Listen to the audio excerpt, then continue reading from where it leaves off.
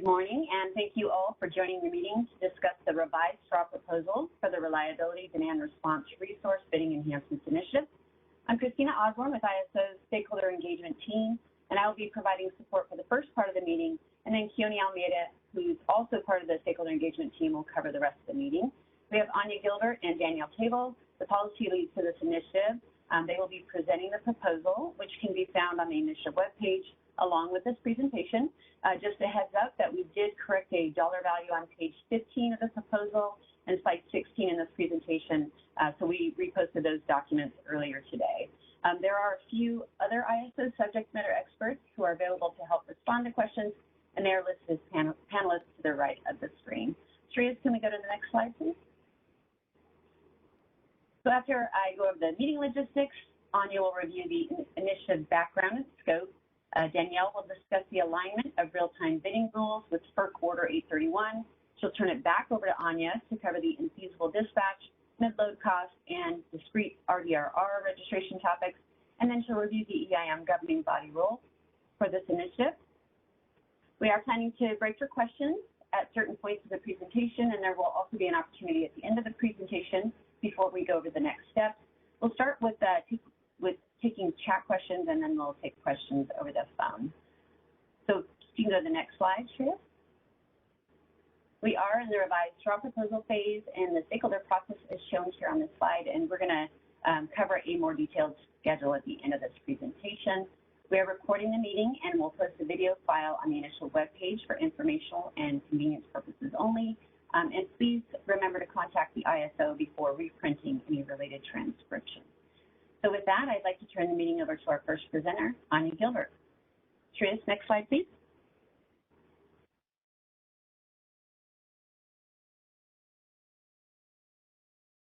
And Anya, please make sure you unmute your line.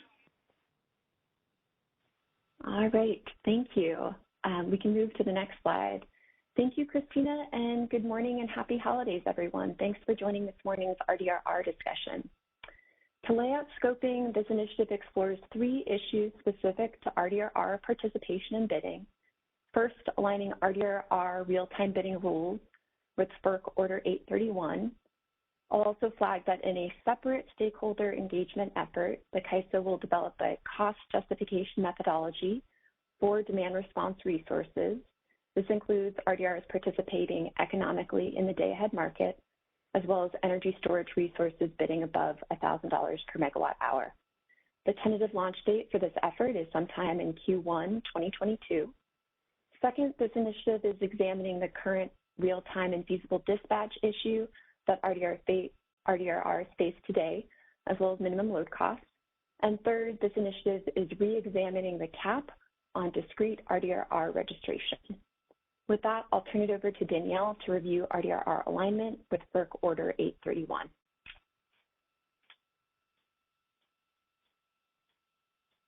Thanks, Anya. We can go ahead and move to the next slide, please. One more slide. Great, thanks. So good morning, everyone, and happy holidays. Thanks for joining us here today, and thanks, Anya, for introducing the topic at a high level. So to begin today's discussion, I'll touch on a bit of background related to the FERC Order 831 itself before diving into the proposal specific to RDRRs.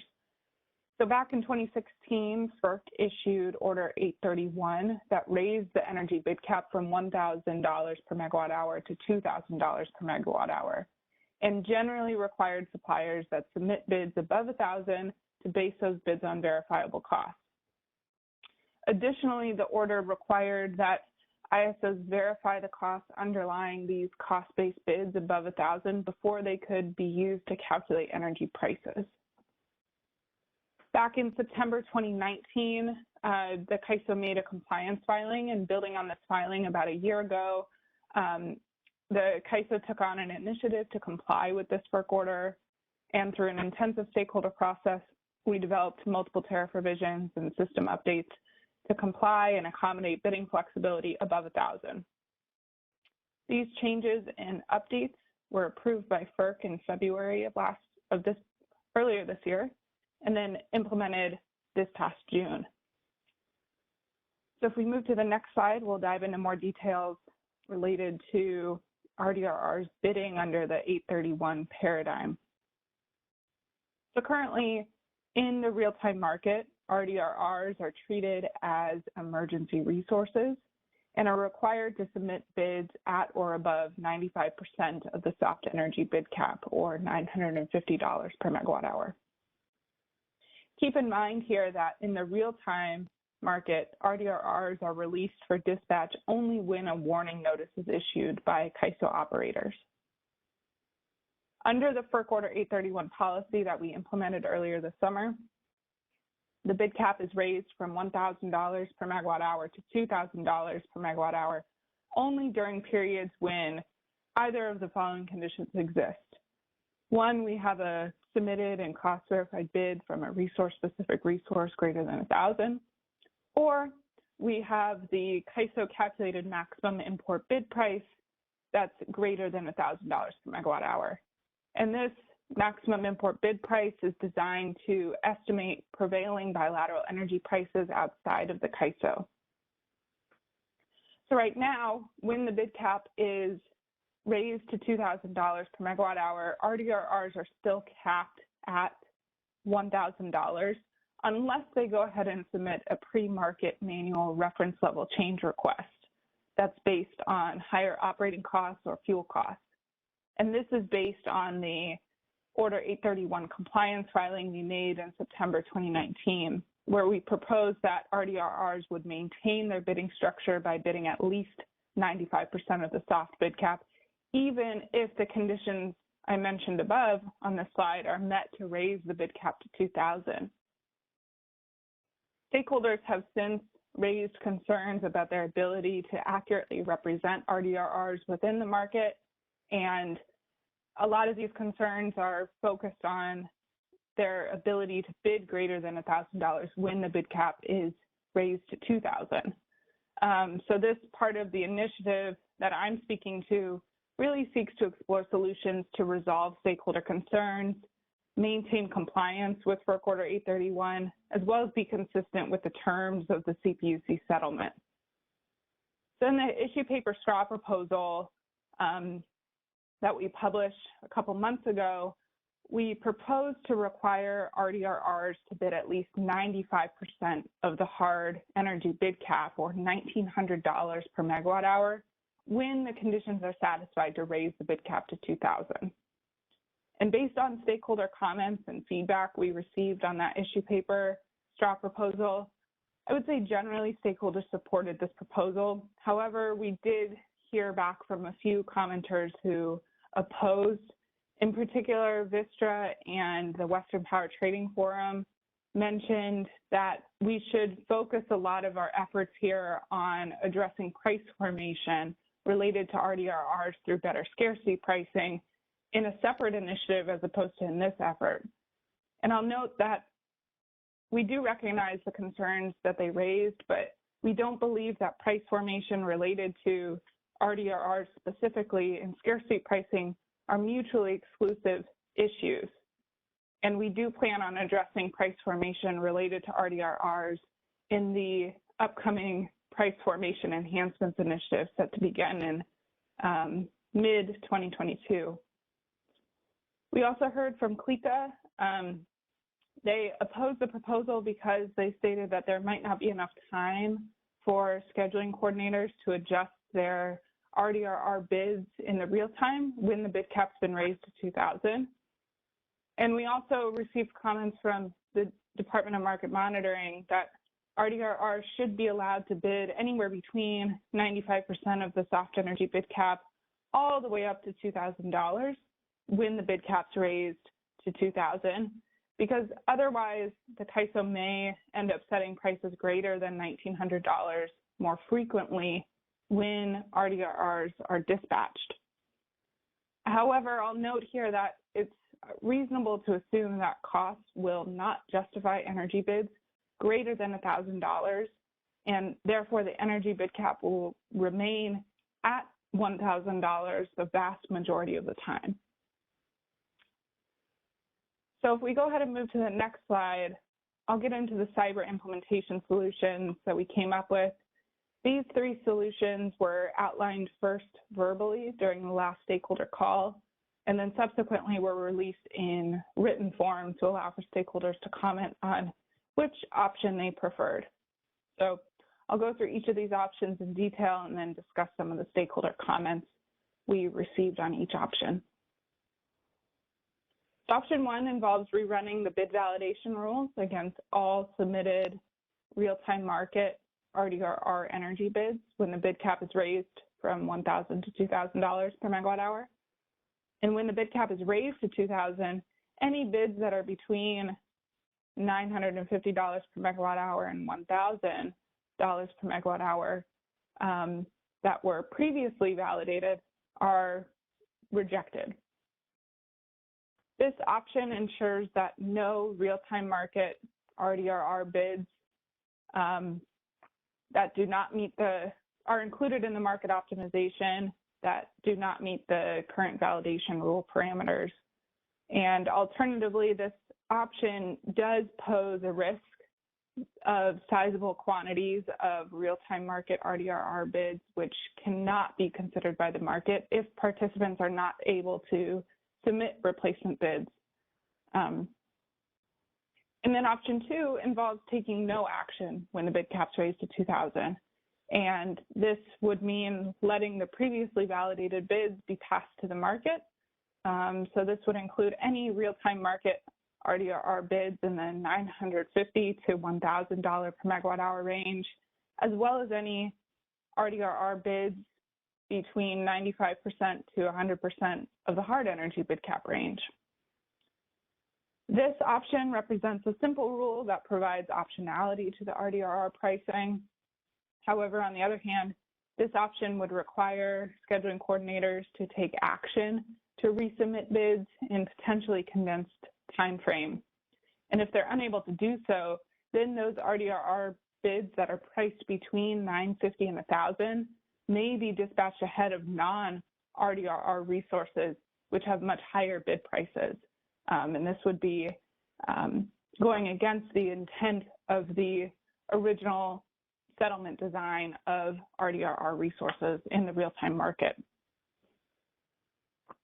Moving on to option 3, this option involves that after the market close, if there are real-time market RDRR bids that are priced outside of the $1,900 to $2,000 per megawatt hour range, Cyber would automatically adjust those bids so that they are within the range.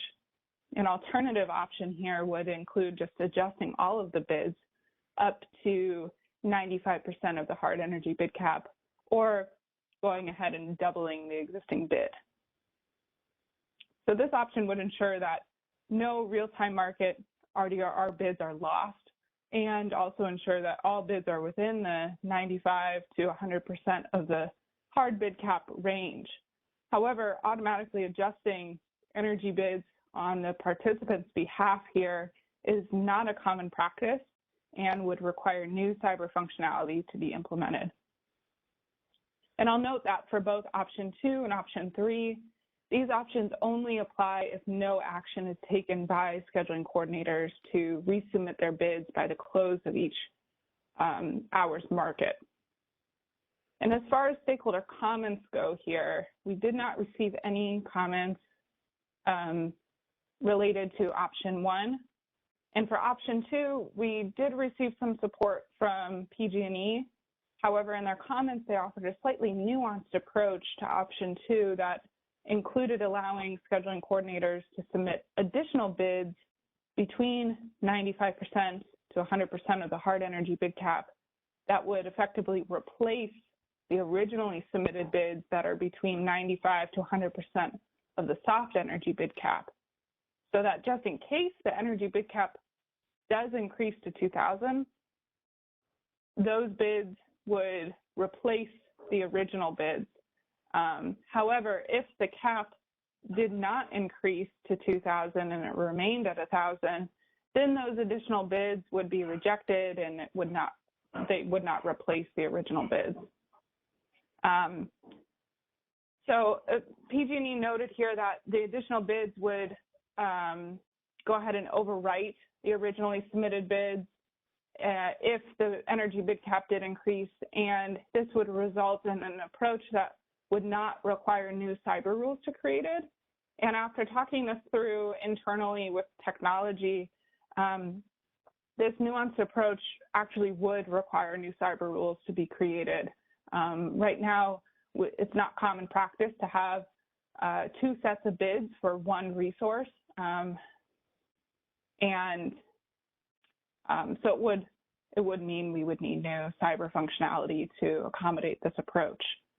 As far as option 3, we received support from the California Energy and Demand Management Council and SCE, as well as WPTF. They also supported this approach with a slight twist to allow for more flexibility in the rare case that the bid cap is actually lowered from 2,000 to 1,000.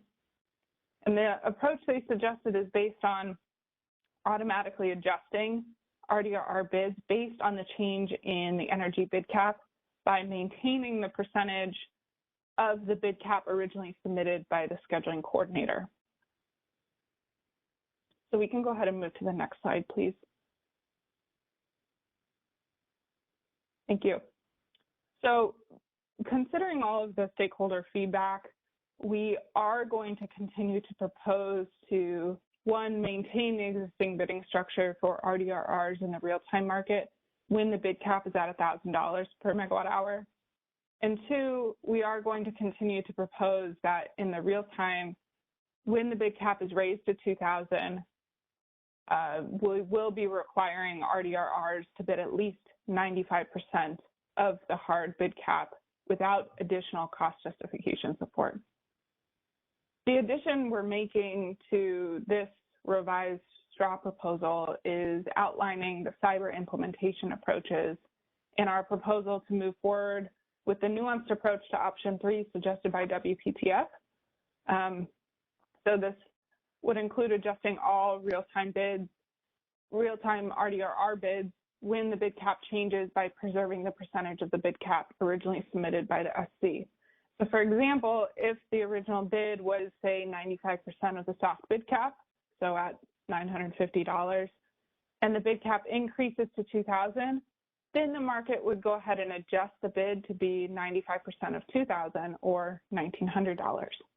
And this would also hold true when the bid cap is adjusted downward from 2,000 to 1,000.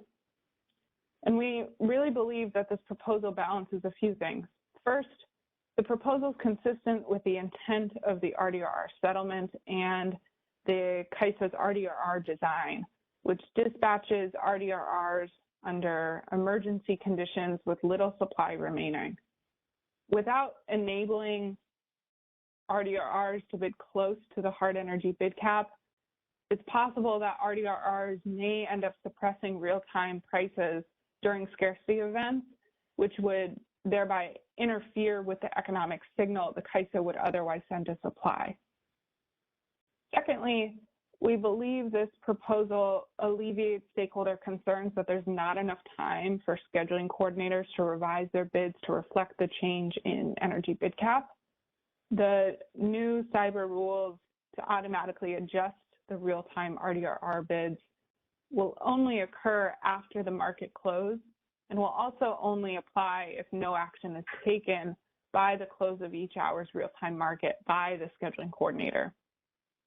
This ensures that no real-time market RDRR energy bids are dispatched ahead of non-RDRRs, which may have high bid prices.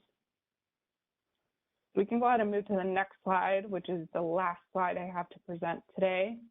Danielle, before you move to the next slide, we do have a question from Alva. Can we open Alva's line? Sure. Please go ahead, your line is unmuted. Okay, I'll try not to derail you.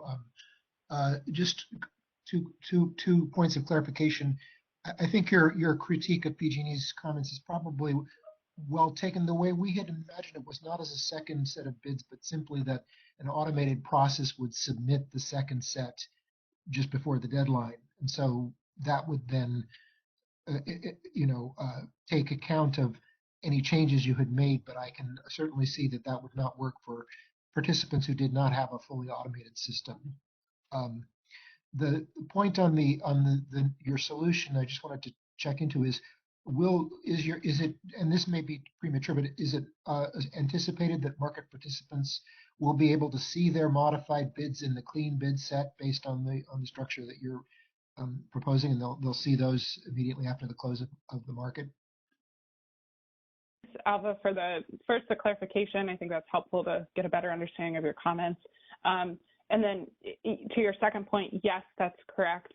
The scheduling coordinator would be able to see the modified bid in the clean bid set. Great, thank you. Thank you. Okay, let me go ahead and go through this example, hopefully bring a little bit more light to walking through some of the timing considerations here, and that might help resolve some lingering stakeholder questions, and then I'll go ahead and pause after this slide for further questions. So let's go ahead and assume here that the conditions to raise the energy bid cap to 2,000 in the day-ahead market have not been met, but in the real-time market for hour ending 17, for example, there has been a resource-specific resource that has submitted a cost-verified energy bid greater than $1,000. This occurs at 1,400. This triggers the energy bid cap to raise from $1,000 to $2,000 in hour ending 17, even though the calculated maximum import bid price was not greater than $1,000. So here we have one of the two conditions met to raise the bid cap to $2,000. Let's also assume that a scheduling coordinator has already submitted an RDRR bid at 97% of the soft energy bid cap for the real-time market hour ending 17. And based on the change in the bid cap, the scheduling coordinator now has until 14:45 or the close of the real-time market hour ending 17 to resubmit their RDRR bid to be at least 95% of $2,000 per megawatt hour. If the scheduling coordinator takes no action or is unable to take action to resubmit their bid, Cyber will automatically adjust their bid to be 97% of the hard energy bid cap, or in this case, $1,900 per megawatt hour. So I hope that example provides some clarification on how, number one, the timing will work, as well as how the preservation of the percentage of the bid cap that the SC originally submits their bid at is maintained throughout the changing bid cap. So I know that's a lot of information. Let me go ahead and pause here before I hand it over to Anya to talk about the last two pieces of the initiative and see if there's any questions or feedback participants have on this proposal. If you are connected to the computer audio or use the Call Me feature in WebEx, you may enter the question queue by using the WebEx raise hand icon located just above the chat panel. You'll hear a beep tone when your line is unmuted. At that time, please state your name and question. If you're just on the phone line and not using the WebEx audio, please dial #2 on your phone to enter the question queue. You'll hear a notification when your line is unmuted. At that time, please state your name and question. You may also submit written question. You can do so by selecting all panelists from the drop-down menu in the chat panel, enter your question in the message box provided, and send.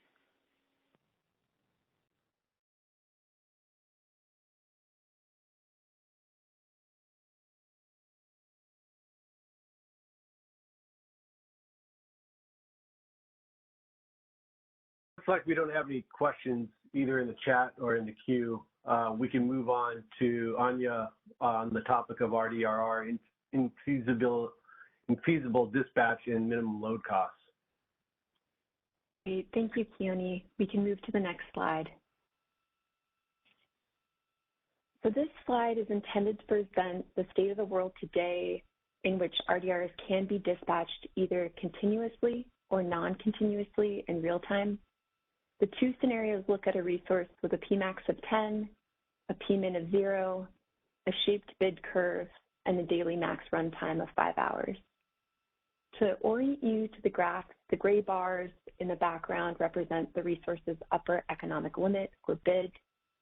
The orange bars represent the committed day-ahead quantity, and for simplicity, in both scenarios, the resource does not have a day-ahead award, and the blue bars show the real-time dispatch quantity. The figure on the left shows a scenario in which the resource is continuously dispatched in real time from hour ending 17 through hour ending 21, and the figure on the right shows an equally feasible scenario in which the resource is not continuously dispatched from hour ending 16 to 20. From a market perspective, moving the resource between its Pmin and upper economic limit are feasible solutions that occur today, and this is because from the market's perspective, a resource with a 0 Pmin and 0 commitment costs are considered online even at 0, unless at 0 for the entire period. However, from a retail program perspective, we have heard that RDRs once started must stay on and cannot be moved between their Pmin if it's 0 and their upper economic limit. Next slide. CAISO sought to fix the real-time and feasible RDR dispatch issue by first examining if there were minimum load costs that could reflect RDR's actual costs to reach minimum load. Some stakeholders proposed minimum load costs, but we didn't find evidence that the minimum load costs reflected the cost of reaching that minimum load.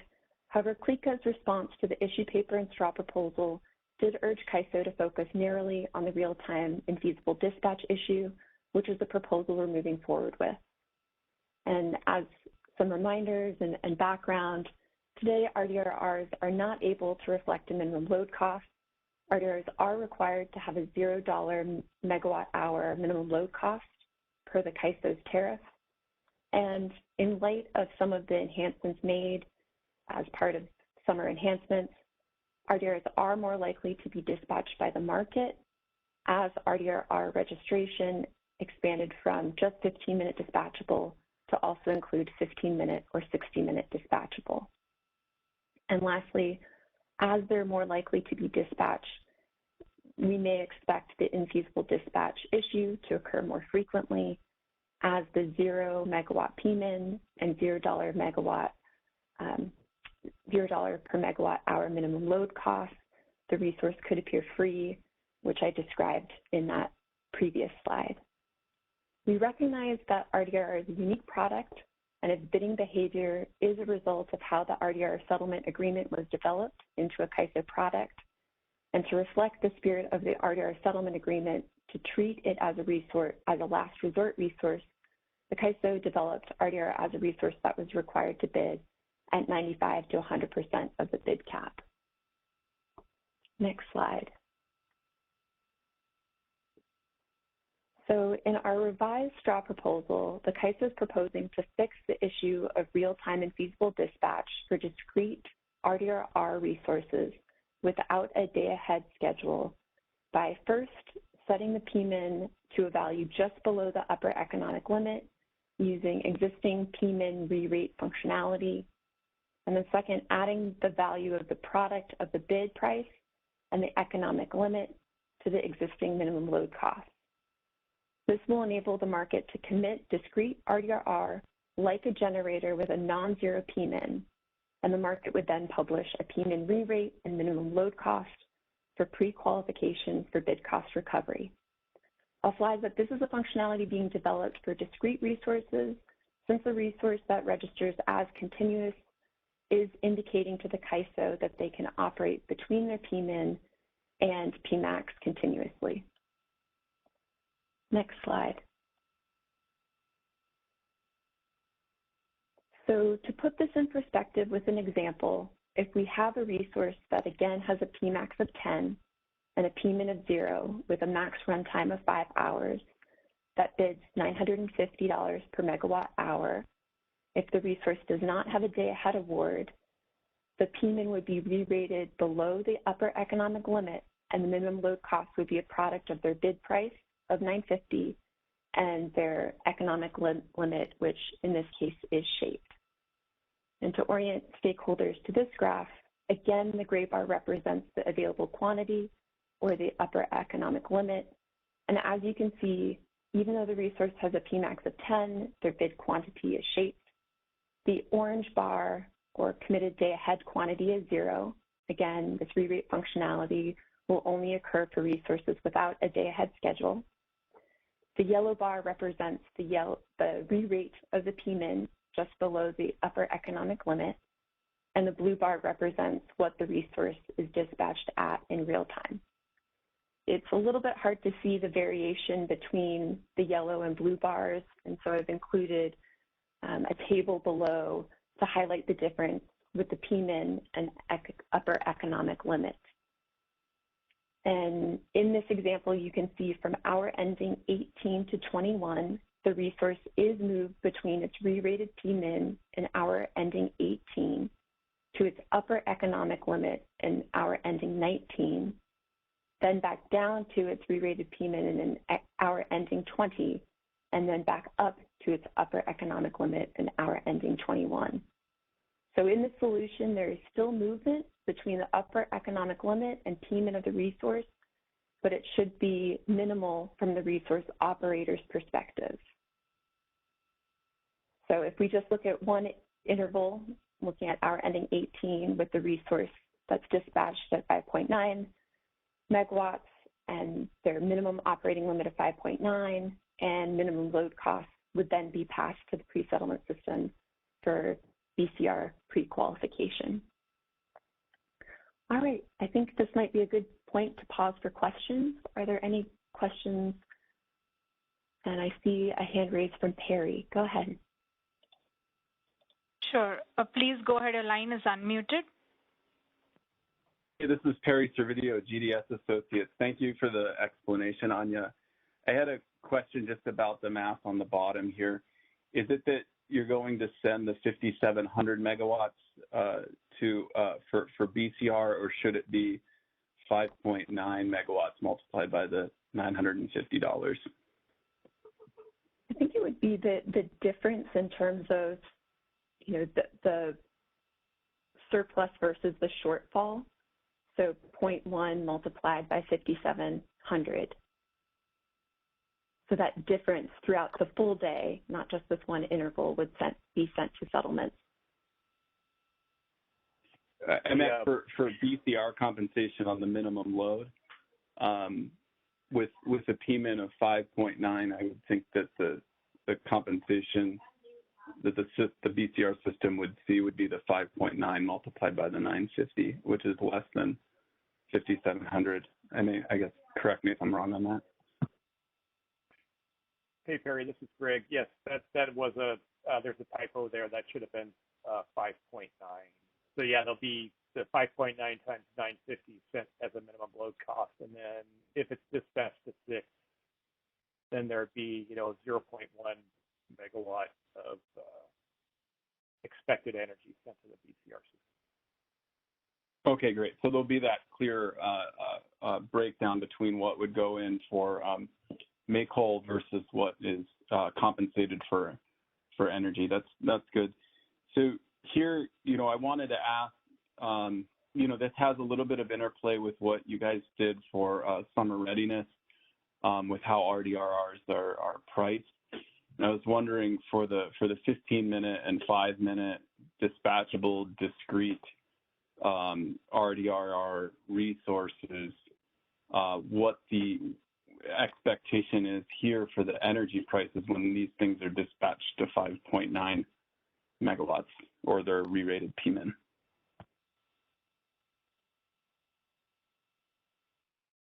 So Perry, you're referring to, you said the 15-minute dispatchable RDR? Yeah, as I understand it, the summer readiness allowed for 15 and 5-minute dispatchable discrete RDRR resources to set price and energy prices. Basically would hold them fixed in the scheduling run and then allow them to set prices in the pricing run. I was wondering how that interplays here with this. Okay. My real question is if this occurs, this hour 18, will the energy prices be $950, or will the energy prices be something lower that doesn't include the marginal cost of operating the RDRR resource? Yeah, thanks for that clarification, Perry. Yeah, so this enhancement to make the resource more discrete is it does have that limitation. Now, once you set once the effective PMIN is set to say 5.9 megawatts, then essentially we're talking like a generator that has a 5.9 megawatt PMIN. So it doesn't set the price. I mean, the cost, the inherent minimum load cost is used to determine whether the resource is committed or not, but no, it can't set the price, except for, when it's being that dispatch between 5.9 and 6 megawatts. So it is more limited in how often it can set the price. Okay, so I think now that makes sense. Thanks for that, Greg. I think now I'm starting to see why Vistra and WPTF were saying maybe this errs sort of towards the price formation side here. Maybe you guys can kind of clarify this based on your experience with this. It seems to me that if the optimization is basically picking between 5.9 or the upper economic limit, you could see as you're using these resources, you're in a tight supply condition. If you're dispatching RDRR, you could see prices that jump from some low price while the RDRR is dispatched to the minimum 5.9, and then sort of sporadically jump to 950 or 1900 as you want to use that additional 0.1 megawatt on these resources. So is that I sort of see it as that might be sporadic in nature. Am I seeing that wrong? Do you guys have any experience with that to say no? It would either be the lower price or the $1,900. So in this example, first of all, I won't pretend to be an expert on price formation, but in this example, I think we're looking at the $1,000. This is where the cap is $1,000, so they're bidding between $950 and $1,000. Now, if the resource is committed online, the assumption is that over the binding and the advisory intervals, that the price will be averaging $950 or better. And these resources typically have an hour minimum runtime, so you're talking about at least 4 intervals where the price is expected to be $950. Now, there is there are occasions where that expected price doesn't materialize, but that is what the optimization will be doing, is that it shouldn't be committing the resource online unless we expect the price will be between 950 averaging 950. So you may get that could be a 900 and 1,000 in 2 intervals.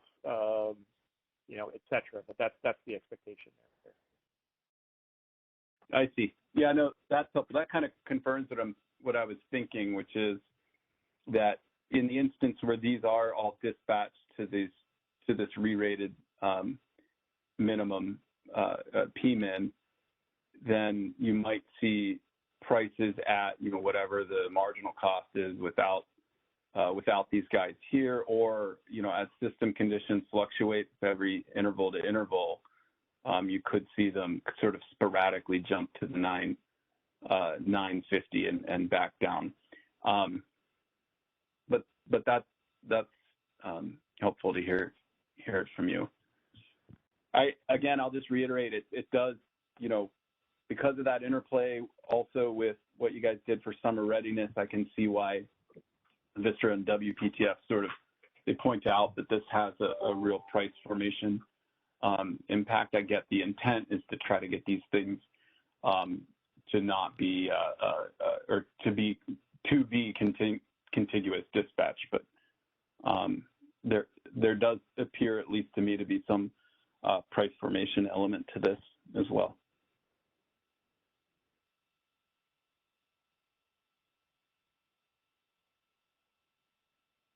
Thanks, Perry. And as Danielle mentioned, there is kind of efforts related to that kicking off mid-2022. I see Alva has his hand up. Could we unmute Alva's line? Sure. Caller, please go ahead. Your line is unmuted. Great, thank you. Anya, just one question on the concept of the automatic re-rating of the PMIN. If RDRR resource reports an outcome that is below the PMIN, I think that would have a different consequence for bid cost recovery than the current, just simply an energy deviation. Am I correct that you'd essentially be not eligible for any recovery of any of that cost if you actually, your RDRR response came in below that PMIN value? I might defer to Greg on that in terms of that scenario. Go ahead, Greg. Yeah, I'm not a settlement expert, but I believe if you're, okay, so I'm trying to think of the scenario you're talking about here, but if you are, deviating, I'll just say this, RDRRs I don't believe are treated any differently than, or much differently than generators in terms of deviation. So yeah, if you are deviating, there's a less favorable settlement. Right. If a generator is expected to be above its PMIN, then it loses eligibility if it ends up metering below its PMIN for that period. Okay, right. Just PMIN, a clarification on that. Yeah, PMIN and yeah, with some kind of bandwidth there. But yeah, that is true. Oh yeah, right. That's a good point. Thank you, Greg. Moving on to the next caller. Please go ahead. Your line is unmuted. Hi, this is Paul Nelson on behalf of CLICA. Could you go through why the PMIN re-rate drops from hour ending 19 to hour ending 20 again? Hey, this is Greg. I think the example is just if resources are allowed to bid different values. In RDRR may just have up to 6 megawatts to provide in 1 hour and only 4 megawatts to provide in the following hour. So it's just saying that if the bids change, then the PMIN re-rate will change with it. Oh, okay. So this was the fact that the bid changed for hour ending 20. Okay. Sure. So if you look at the available quantity line, hour ending 19, 6 megawatts were bid in, hour ending 20, 4 megawatts were bid in, and so the re-rate kind of adjusts to those bids. Oh, okay. Okay, yeah, now I'm understanding that a little bit better. Thank you. Thank you very much. Thank you, Paul. Moving on to the next. Moving on to the next caller. Please go ahead. Your line is unmuted. Hey, this is Terry from GDS again. It had just occurred to me that it might help if you guys had some just to look at the impact of the the potential impact to price formation this would have. It might help if you guys could describe how many megawatts of RDRRs are registered as 15 and 5 minute resources. I know that the proposal that you guys just published talks about what percentage and how many megawatts are discrete versus not discrete. But now I'm looking at within the discrete set, how many are 60-minute RDRRs versus 15 and 5. That would be helpful to just get a sense on if this would be a big impact on price formation or not. Sure, Is that something that you can provide? Yes, we can include that in the draft final proposal. Great suggestion. All right, thank you. I do not see any further callers in the queue as of now. And this is Keone. I just want to announce that we'll repost the deck with correction to this slide by the end of the day.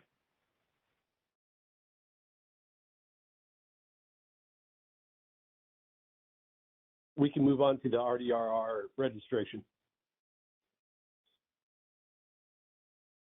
And next slide. So for the RDR discrete cap issue, stakeholders had requested that CAISO increase or remove the current 50 megawatt cap for discrete RDR registration. And what we've heard from some scheduling coordinators is that RDRs may operate together in one sublab, but due to the 50 megawatt cap are forced to be represented separately. And this can result in challenges for some scheduling coordinators to dispatch their programs, in that when dispatched, it would be for 50 megawatts, and let's say that the resource is 200 megawatts within the sublab, it can cause some issues as we more granularly dispatch those programs. Next slide. So this had previously been mischaracterized as a technology limitation, but in reality, there are some larger challenges and impacts with any change to the cap. So there are some imbalance issues, and this is really due to some of the issue of discrete resources being treated as continuous in the pricing run and recognized as discrete in the scheduling run. As a result, the market may need to dispatch a resource at 25 megawatts, when in reality, the resource can be at 50 megawatts. So in aggregate, any imbalance would need to be absorbed in the CAISO system through ACE or regulation. There's also pricing issues. When a discrete resource sets the price in the pricing run, it will generally set a higher price than the price that the final most expensive continuous resource dispatched in the scheduling run would have set. And these final continuous resources have an incentive to deviate from the ISO dispatch. So developing any new cap would require analysis into the current and future resources that would utilize the discrete option and forecasting what that size should be. So next slide. In our revised straw proposal, we are not proposing a change to the cap in light of the discrete to continuous relationship challenge I described, in light of the ability for IOUs to change their program dispatch through IT enhancements. As a result of the limited use of this potential change today, in terms of if this were increased to 100 megawatts, it appears that there's limited resources that would be able to use this option, as well as unknown impacts in the future. I'll also add that the 50 megawatt cap for discrete participation is not new, and my understanding is that this has been in place since RDR was developed as a market product and was developed through a stakeholder process in association with the RDR settlement agreement. We've put this in the comment template tool, but also welcome feedback here or in written comments on the proposal itself. If we've represented stakeholder challenges correctly, why updates to utility dispatch systems aren't an alternative approach to raising the discrete dispatch cap, and why resources registered separately as either continuous or currently registered as continuous aren't better represented as either discrete RDRs or as PDR resources, even in light of the dual enrollment challenges and rules in place. So with that, I'll open it up to questions and feedback. As a reminder, if you're connected to the computer audio or use the Call Me feature in WebEx, you may enter the question queue by using the WebEx raise hand icon located just above the chat panel. You'll hear a beep tone when your line is unmuted. At that time, please state your name and question. If you're just on the phone line and not using the WebEx audio, please dial #2 on your phone to enter the question queue. You'll hear a notification when your line is unmuted. At that time, please state your name and question. You may also submit written questions. By doing this, you can select all panelists from the drop-down menu in the chat panel, enter your question in the message box provided, and send. Moving on to the first caller. Please go ahead. Your line is unmuted.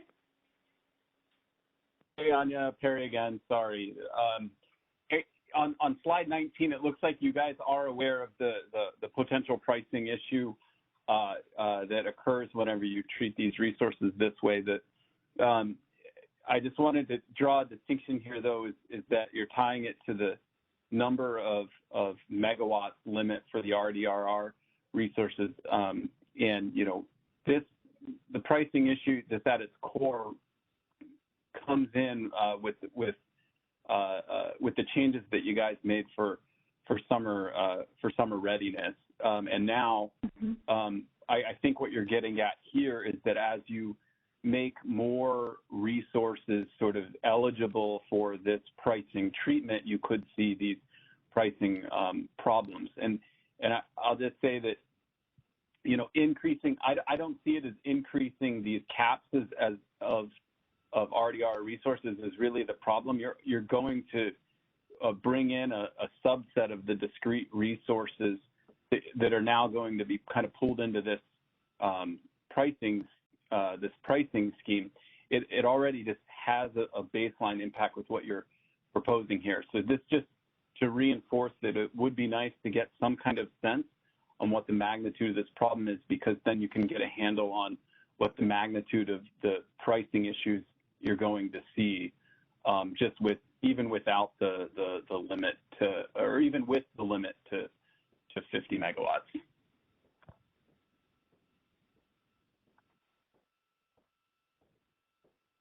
I think it's also forecasting, not just how many, the number of resources, but the total kind of impact to the system. And it really depends what other resources are on the system. So thanks for that, Perry.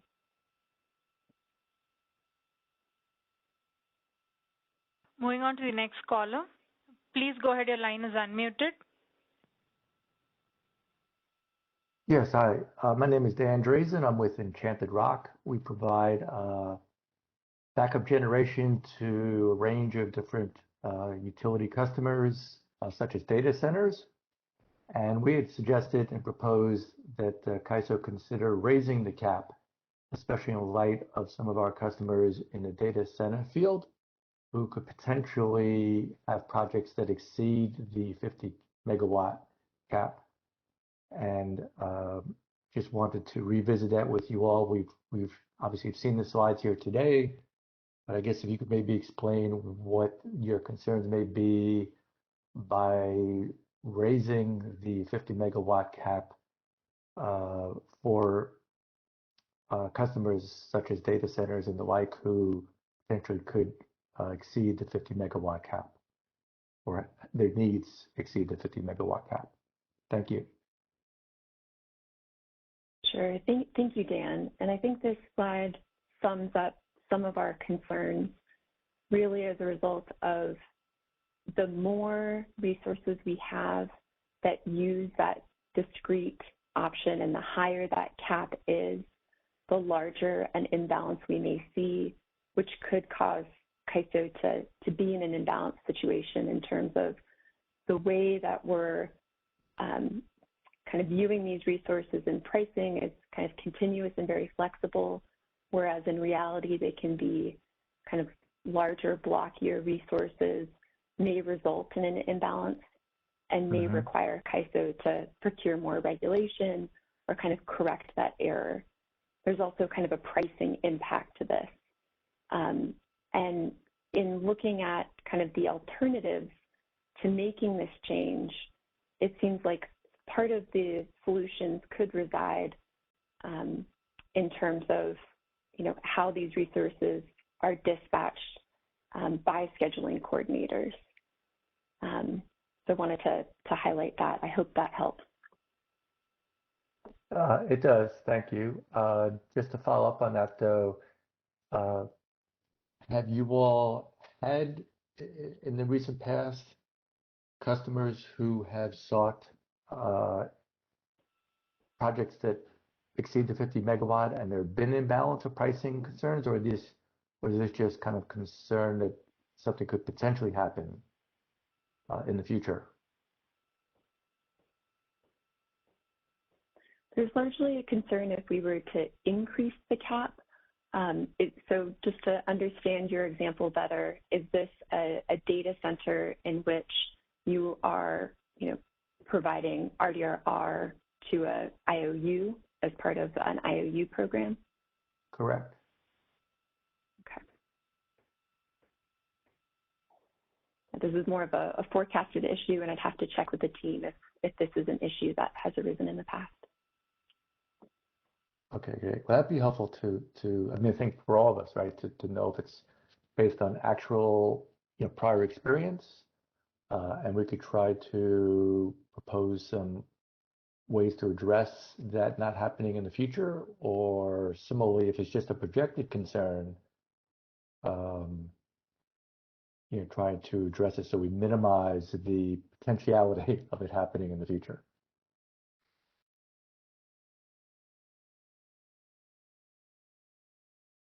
Okay, moving on to the next caller.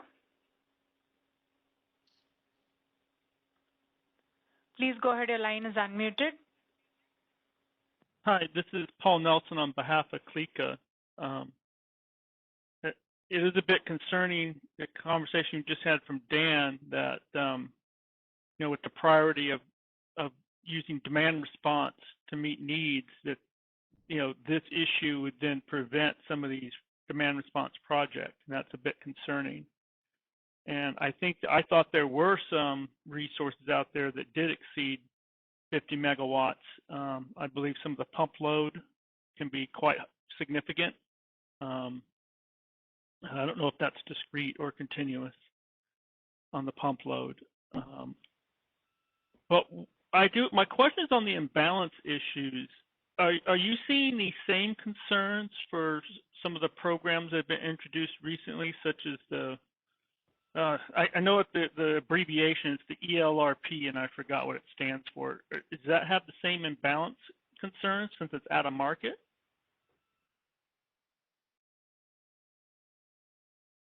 So I have not seen evidence that ELRP has those same concerns.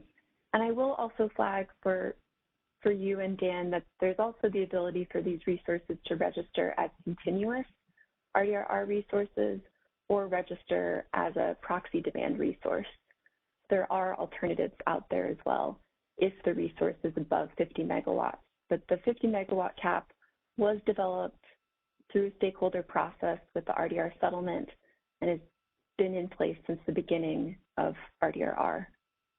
Well, I know from my predecessor that they had concerns about the 50 megawatts because there were some manufacturers out there whose discrete load drop was greater than 50 megawatts.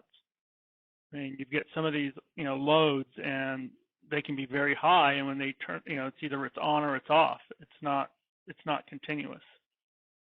So, but getting back to the imbalance issues, I mean, is this a fact that you have this load reduction that's occurring at a market when the model thinks it's something else? Is that the problem? It's not the fact that it's out of market, and I'll see if anyone from the CAISO team can better speak to the emergency load reduction pilot and any impacts seen. It's really a result of how the CAISO optimization views these resources as continuous in real time, but discrete from a scheduling perspective.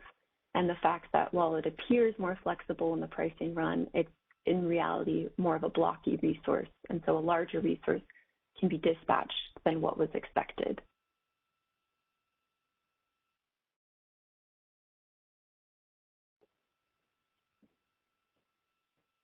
I guess it's not clear to me exactly how you're saying it's creating an imbalance that has to be absorbed through, area control error and regulation, because these reductions are not being matched by your model. And I guess I'd like to hear some interesting discussion on how ELRP is also affecting that, because that's a load reduction that's not represented in your model that would affect imbalance as well.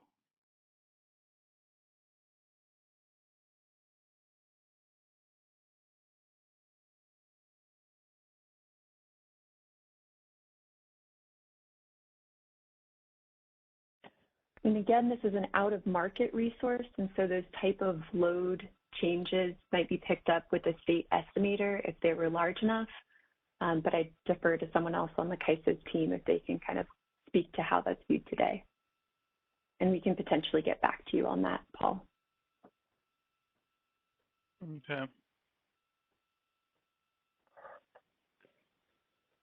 Paul, I think the only thing that I can add, this is Jill Powers, is these are two distinct issues. One is an in-market product that has a pricing formation implication that then, as Anya has indicated in this particular slide, then could affect the imbalance due to other resources responding to those prices.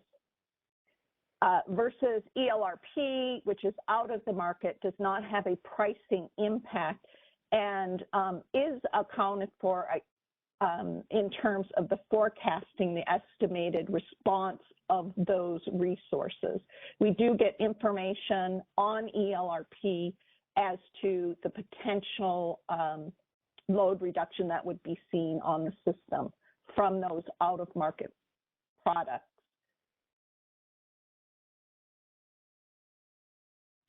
Yeah, I'm just struggling to understand the differences. You know, you have your example is the market needs to dispatch 25 megawatts, but in reality can be met at 50.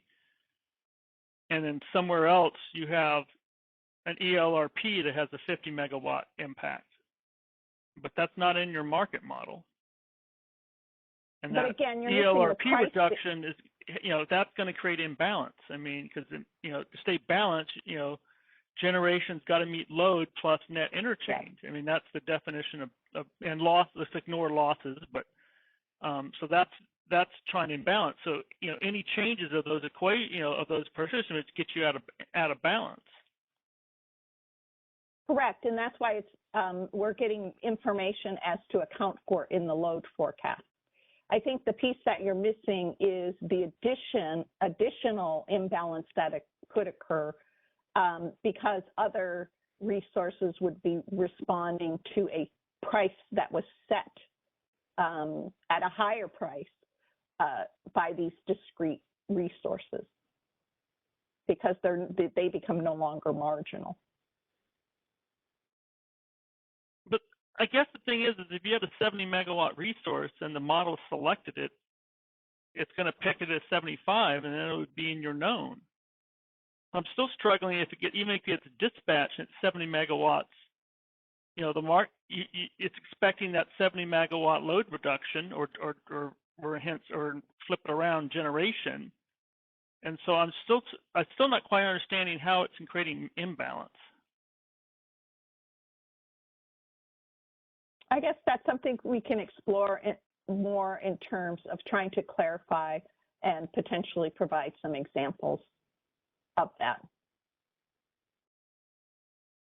I think, Paul, you're highlighting, you know, how are different out-of-market activities, what are the market impacts? You know, when we see load changes through the state estimator tool as a result of, you know, energy efficiency conservation, emergency load reduction pilot efforts, or, you know, within our market. So I think, as Jill pointed out, we can kind of describe those various scenarios in a future paper. Yeah, I mean, because is this an imbalance issue, or is this just you want resources in smaller increments?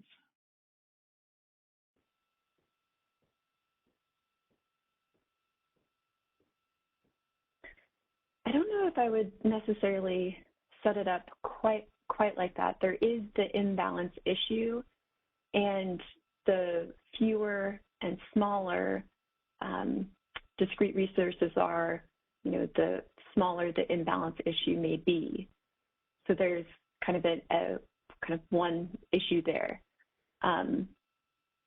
versus kind of the issue of, you know, does the CAISO market operate more efficiently when there are kind of more continuous resources that can be optimally dispatched?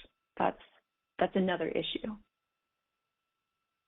Right, but I mean, imbalance, I guess I'm still struggling in the example that, you know, in here, because if it selects a 50 megawatt or a 70 megawatt resource, then the model is expecting that change, and assuming that the dispatch meets its dispatch request. So I'm still struggling how calling on 50 megawatts, 75 or 100 creates imbalance.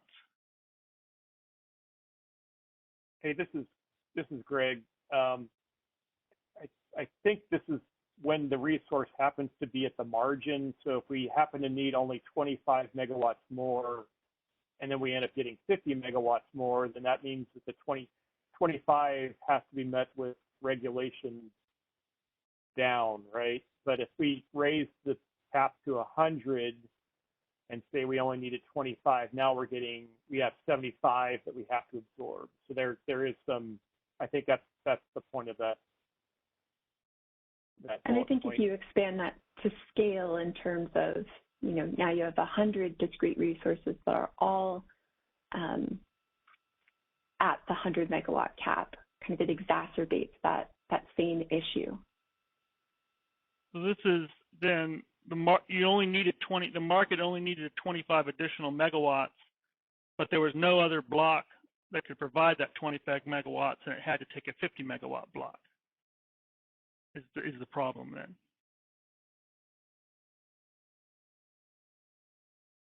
I think that's what the example is stating. Yes. But that's assuming that there's no other block out there that could provide the 25 as opposed to 50. Well, okay, so at that price, right? So if we're in the scheduling run, if the resource, it looks continuous in the scheduling run, then if there's no other resources at that price, then this situation would come up.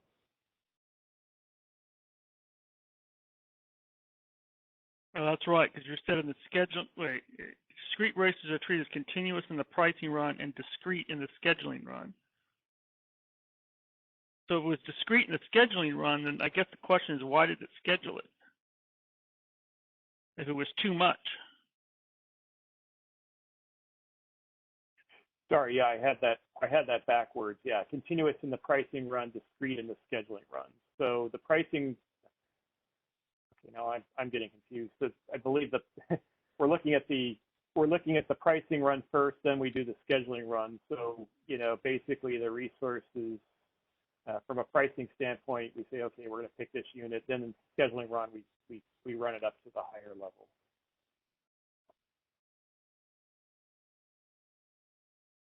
Okay, so you're continuing the pricing run, and then next you do the scheduling run. So the problem is in the pricing run, it was picked up as a 25 megawatt block, but in the scheduling run, it's now a 50 megawatt block, and then that creates your imbalance. Yes.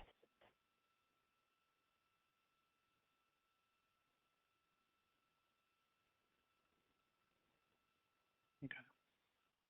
That's helpful. It took us a long time to get there. I appreciate your patience. Thank you. Thanks, Paul. I see Marcy is next in the queue. Can we unmute Marcy? Sure. Please go ahead. Your line is unmuted. Hi, good morning. Marcy Palmstrom with Edison. So we also commented on this section. We supported eliminating the cap. We'd be supportive of raising the cap as well. And so I appreciate the discussion we've had, and I don't want to totally rehash it because I agree with where Paul was going. I'm struggling and pretty confused on how this particular DR resource would create an imbalance. Don't you have the same issue with any resource if you're talking about it's the resource on the margin and you only need 50 of a 75 megawatt resource? I think you would have that same issue regardless. So I'm not understanding why it's specific to a DR resource. And then just a comment, I think you also, sorry, go ahead. Oh, no, sorry, complete your question. Go ahead. No, I was going to go to a separate thought. So if you want to address that one, that's fine. Sure. I'll just note on that question of, why is this unique to RDRR? It really is an exception to allow kind of this discrete model. And so it's really kind of the discrete nature of RDRR, whereas other resources are represented as kind of continuous in the day-ahead market. And RDRs do have this unique kind of discrete characteristic or registration option. So as you're aware, there's no cap on continuous RDRRs. Right. But I think you're talking about like finite number of instances is my sense. I mean, I'd be interested to understand and see what additional analysis that CAISO comes forward with to kind of flesh this out a little bit. But I do think it would be helpful if this we could dive into this a little bit more, because, our concern is more on if, we have a 75 megawatt resource in the market, but there's this cap at 50, we're really leaving on the table the full capability of that resource, or we're having to somehow break it up. So I think what you're maybe trying to avoid on this end is created problems, that we've identified in our comments. And I understand this was part of a stakeholder process a long time ago, but the DR world is changing, and it's becoming a much more what I'll call normalized resource in the market, where, in the past, these were emergency resources, the last thing before we get to potential rotating outages, but we're using these more as a resource to function in the market. So I think it's worth revisiting, and I do see that CAISO's noted that it requires additional analysis. So I guess my question is, are you proposing to do additional analysis to look at this, to keep looking at this issue, or where are you at in terms of addressing this if it's not now? Sure. So maybe I'll approach that in a few different ways. First, it is analysis, but it does require kind of forecasting of how many resources may use this option, both now and in the future, as well as, what the current resource mix looks like. And so there's some uncertainties with each of those pieces. I think another kind of question, maybe more for SCE, is along the lines of, managing this through dispatch capabilities of the scheduling coordinator when, these are DER aggregations within the RDRR model.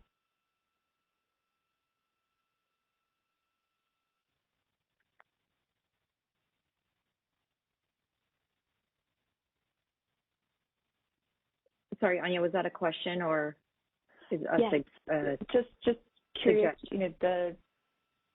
maybe a question as far as from a resource operator perspective, if these are kind of smaller aggregations that are kind of aggregated to be large in size, so say they're 200 megawatts within a single sublab, registered as 4 50 megawatt discrete resources, is there an ability to change the dispatch systems in order to dispatch those 4 kind of aggregations separately if they are made up of smaller resources or different locations? And I assume we would have that ability, and I think we do have, we have a mix. We have, I guess what I'm more concerned about is standalone resources that are above 50 megawatts. And we do have some in the portfolio, and those are the ones that we're really, I think, focused on, because we don't have control over those if this cap stays in place, right? There's just limitations because of the size of the resource itself. So I'm really looking at resources that just in and of itself are above, not aggregated, but above the 50 megawatts. maybe we can work together more on, the number of resources and potential for growth in these resources. I think we've heard some information about the current size of these resources and would love to get more information about the potential for future growth in developing an analysis. Yeah, happy to work with you on that. And I guess to my last question is there further analysis that the team will provide on this? And, is the door still open on this conversation? I think that's something that we can further explore for the next iteration of the paper.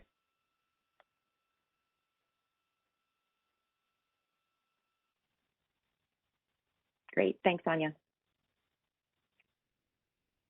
Moving on to the next caller. Please go ahead. I'm sorry, go ahead, please.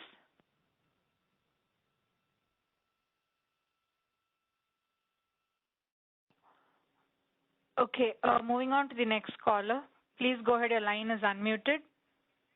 Hi, this is Paul Nelson on behalf of CLICA again.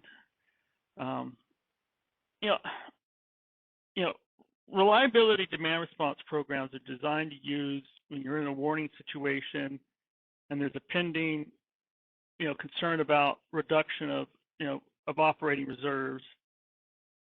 And I guess in the bigger picture, I'm trying to understand. The model said it selected 25 in the scheduling, but you got 50. You got another 25 megawatts of load reduction. And I guess what I'm trying to think in the big picture, when you're in this situation, is that such a bad thing? I mean, you've now freed up, you've got the 25 megawatts of load reduction. That now freed up your spend and, that reduced your spend and non-spend requirements.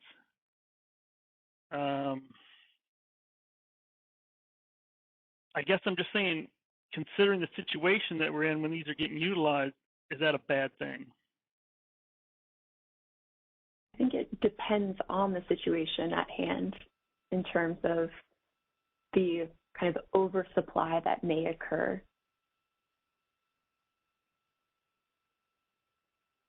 And so there's also potential market implications and pricing implications. So it's not a cut or dry. It would depend on the scenario in place. I mean, it's in a stage 2 or whatever it is, or 3 or pending. I would think any load reductions you can get would be benefit to the system. I think it depends, if we're in a warning stage versus stage 1 or stage 2 and the size of that imbalance. So there's some nuance to that.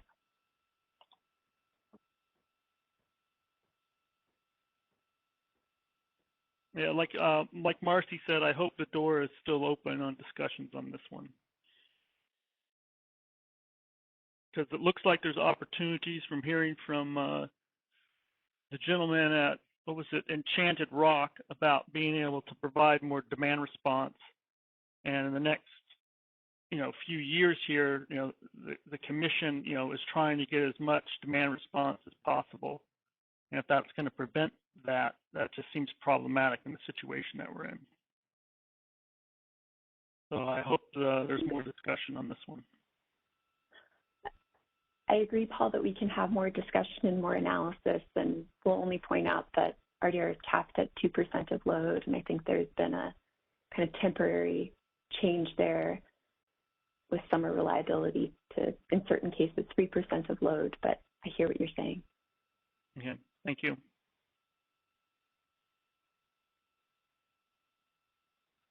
I do not see any further callers in the queue.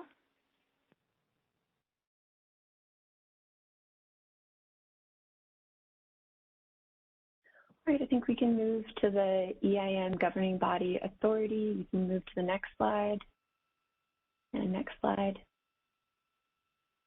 So this is an initiative that has joint authority with the EIM governing body as it relates to options for RDR bidding in the real-time market and cost representation of RDR. While there are not any EIM balancing authorities utilizing the RDR model today, Nothing precludes them from using the model if they have the approval from their local regulatory authority and meet the requirements of RDR participation. And so if there are any areas of feedback from stakeholders on this classification, we welcome them in written comments.